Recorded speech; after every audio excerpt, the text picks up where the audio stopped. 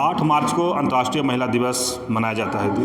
आज महिला सम्मेलन भी आप लोग कर रहे हैं, लेकिन ऐसे कई चीज़ देखा जा रहा है कि जैसे कोई प्रथा में देखें डाइन प्रथा हो जाता है या कई ऐसे बात करके महिला को प्रताड़ित भी करता है, लेकिन महिला सशक्तिकरण की भी लोग बात करते हैं, लेकिन का आप उतना देख पाते हैं जितना लोग पेपर में छपता है? देखिए, महिला जो आज महिला दिवस हम लोग कल जब मनाने वाले हैं, आज तो पूर्व संध्या है, तो इसलिए महिला दिवस कोई भी दिवस हम लोग इसलिए मनाते हैं क्योंकि उस समुदाय या उस कम्युनिटी के लोगों के साथ जब अन्याय होता है, अत्याचार होता है या उनको जो बेसिक अधिकार है वो नहीं मिलता है, तो फिर उनके लिए आंदोलन करते हैं लोग, सोचते हैं। तो आज का जो दिन है या जो कल का जो दिन होगा वो महिलाओं को अधिकार के बारे में या समाज को या महिलाओं को ही उनको जागरूक करने के संबंध में है कि हम किस तरह से अपने अधिकारों को और ज़्यादा उसके प्रति जागरूक हो पाएँ और लोगों को भी जागरूक कर पाएँ। तो आज महिला दिवस तो इसीलिए ही मनाया जाता है। गाँव देहात में ज़्यादा ऐसा देखा जाता है कि कुप्रथा ही कहेंगे, डाइन प्रथा को उसको लोग ये करके और कहीं ना कहीं उसके लेकर के कहीं किसी को मार देना, किसी को प्रताड़ित करना, यही सब ज़्यादातर देखने को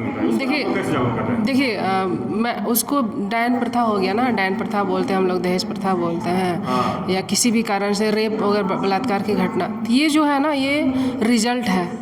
हम लोगों को जड़ पे बात करना चाहिए कि इसकी शुरुआत कहाँ से होती है। कोई भी चीज़, कोई भी घटना अगर अंजाम होता है ना तो उसके पहले लोग उसके बारे में सोचते हैं, अपना सिद्धांत बनाते हैं, थ्योरी बनाते हैं कि हमको ये काम करना है, डायन के नाम पर इसको मार देना है या इस लड़की के साथ बलात्कार करना है। तो हम लोगों को सोचना पड़ेगा कि कोई भी पुरुष अगर किसी के साथ, किसी औरत के साथ हिंसा करता है तो वो क्यों करता है।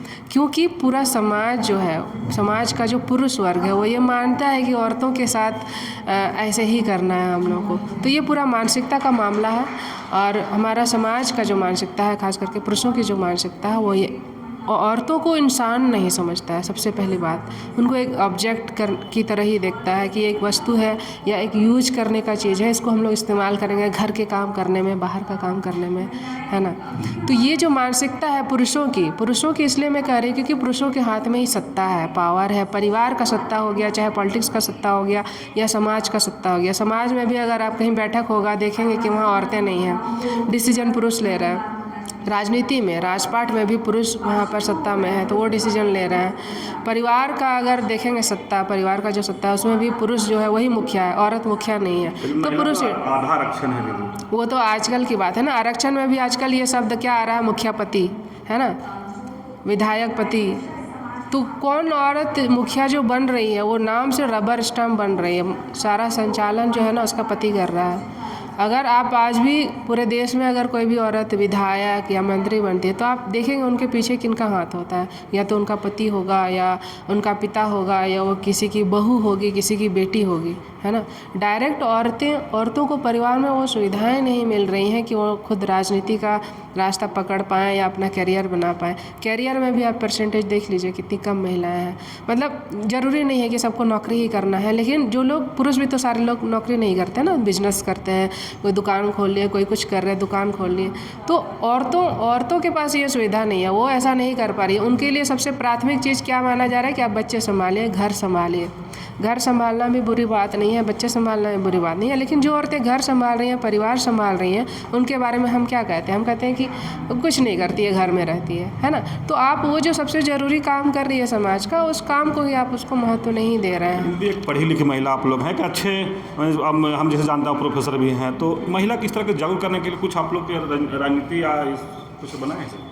देखिए, हम लोग जागरूक कर सकते हैं, है ना, हम लोग ऐसा कर सकते हैं, लेकिन हम जैसे लोगों के पास आप देखिए कितना रिसोर्स कितना है, हमारे पास पावर कितना है। आप अगर कहीं भी संगठन चला रहे हैं तो उसके लिए आपको पैसे चाहिए, फंड चाहिए, सिस्टम चाहिए, है ना।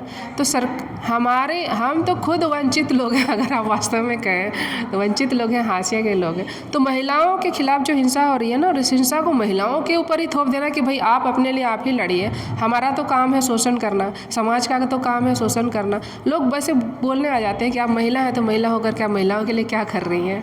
तो वो कुछ नहीं करेंगे, वो आप खुद शोषित होइए, ट्रॉमा देखिए, दुख देखिए और खुद ही महिलाओं को एकजुट कीजिए। तो ये इस तरह से ढेर सारा बोझ जो है औरतों पे डाल के रखा गया कि सारा काम हमें ही करना है, अपने लिए हम ही लोग को लड़ना है। बाकी खैर हम तो लड़ ही रहे हैं, हमारी जितनी क्षमता है, हमारी जितनी योग्यता है, औकात है, हम उतना कर ही रहे हैं। जी हाँ, मेरा नाम रजनी मुर्मू है और मैं सामाजिक कार्यकर्ता हूँ और फिलहाल राजनीतिक कार्यकर्ता भी। दीदी, अंतर्राष्ट्रीय दिवस 8 मार्च को मनाया जाता है महिला दिवस, लेकिन जिस तरह से देखा जा रहा है कि महिला को प्रताड़ना या डाइन कुप्रथा कहेंगे उसको, इसके लेकर के, या महिला कितना सशक्त हुआ है, उस पर आपसे हम बात करेंगे और दर्शकों को बताएंगे कि जो सशक्तिकरण की बात होता है कहाँ तक हुआ। आपको धन्यवाद कि अंतर्राष्ट्रीय महिला दिवस को आपके तमाम चैनल देखने वालों को शुभकामनाएं। और आपने जो सवाल उठाया है, ये सवाल आज का नहीं है, पुराने 20 सालों से ही रनिंग कर रही है। तो मेरा मानना है कि अंतर्राष्ट्रीय जो महिला दिवस हम महिलाओं की आज़ादी को लेकर मनाते आए हैं, उसमें जो झारखंड को अगर पॉइंट आउट करें या पूरा देश को पॉइंट आउट करें, तो बाबा साहेब अम्बेडकर ने जो संविधान में महिलाओं के लिए विशेष जो 14 आर्टिकल हमारे लिए बनाया है, उसके तहत जब महिलाएं शिक्षित बनी, जागरूक हुई, तो अपनी हक की बात कहने लगी।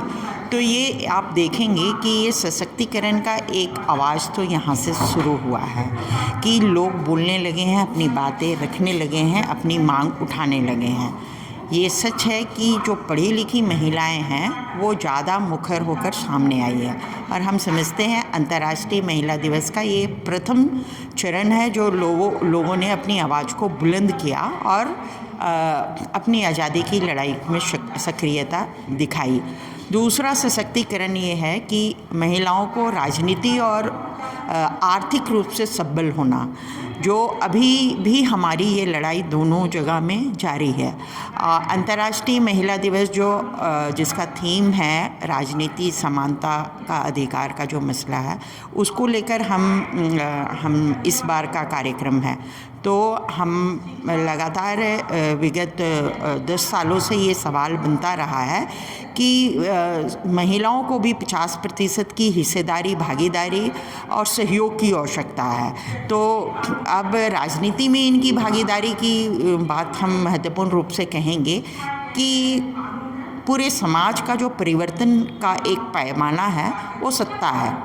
तो सत्ता में हमारी भागीदारी बढ़ेगी तो उसको देखकर ग्रास रूट लेवल की महिलाओं की भागीदारी भी निश्चित रूप से बदलेगी।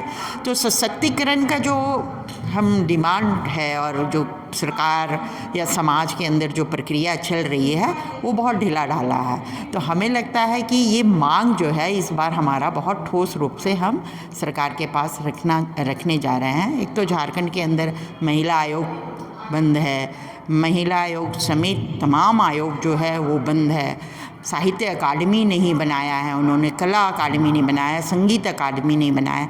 तो इन सब चीज़ों की मांग जो है वो महिलाओं की जो कुशलता है और महिलाओं की जो स्वतंत्रता है, ये दोनों आपको दिखेगा जब आप इनको उनके जगह पर उनकी भागीदारी देंगे, तभी ये असली तौर पर स्वतंत्रता होगा। हम अंतर्राष्ट्रीय महिला दिवस में इन्हीं सब सवालों के साथ हम लोग समझते हैं कि पूरे देश की महिलाएं और झारखंड की महिला संघर्षरत रहेगी और सरकार से उम्मीद करते हैं कि वो इस मांग को हमारी पूरा करेंगे। लेकिन दीदी, आज भी महिलाओं को देखा जा रहा है कि गरीब तबके के जो लोग हैं, सब्जी और तमाम चीज़, मैंने उस तरह से सशक्तिकरण नहीं दिखा जा रहा जिस तरह से लोग कह रहे हैं, उस पर आप क्या कहें? देखिए, गरीबी एक बड़ा सवाल है, ये सिर्फ झारखंड का नहीं है, भारत का भी बड़ा सवाल है। और सबसे कमज़ोर जो गरीबी का सबसे निचला पायदान है वो महिलाएं हैं, क्योंकि महिलाओं के पास लगातार अर्निंग का कोई साधन कभी सरकार ने बनाया नहीं, समाज ने भी नहीं बनाया। धीरे धीरे जो बाबा साहेब ने शिक्षा का जो स्वरूप को जलाया तो लोग शिक्षित होने लगे, तो टीचर, नर्स ये सब बनने लगे, लेकिन ये भी संख्या बहुत कम है। तो मुझे लगता है कि अभी भी जो पलायन की बात हम करते हैं और उत्तराधिकारी की बात करते हैं और सत्ता की बात करते हैं, तो ये तीनों फेज अलग अलग है। और पलायन जो कर रहे हैं, अगर आप उसको उत्तराधिकारी नहीं बनाते हैं किसी चीज़ का, तो स्वाभाविक है वो माइग्रेशन की ओर बढ़ेगा कि मेरे हक में तो कुछ है ही नहीं और हम बाहर निकलेंगे। और तीसरा है कि सत्ता, अपने परिवार के अंदर की भी सत्ता, ये तीनों जो है कारक बन गए हैं गरीबी का। और आप देखेंगे कि गरीबी का सबसे नीचे पैदान जो हम महिलाओं का कहते हैं, उसमें सोर्स नहीं है उनका, आय का कोई सोर्स नहीं है। परिवार के अंदर की जो कला है उसके तहत उनको जो स्ट्रॉन्गनेस होना चाहिए, सशक्तिकरण मिलनी चाहिए, वो नहीं मिल रहा है। आप देखेंगे कि महिला हिंसा का जो सवाल है वो लगातार पूरे देश भर में उठा है और हर घर में ये सवाल है, लेकिन किसी भी राजनीतिक दल या किसी भी राजनीतिक पार्टी ने इस सवाल को राजनीतिक सवाल नहीं बनाया है। और हिंसा जो है वो कई महिलाओं को मानसिक और शारीरिक रूप से भी दुर्बल बनाता है। तो मानसिक और शारीरिक रूप से दुर्बल बनाने के कारण भी गरीबी का एक कारण बनता है। ये मानना हमें चाहिए कि महिलाओं ने जो अपना योगदान समाज, परिवार को संभालने में दिया है, उस योगदान जो है वो फ्री का है, मुफ्त में वो सेवा दे रही हैं।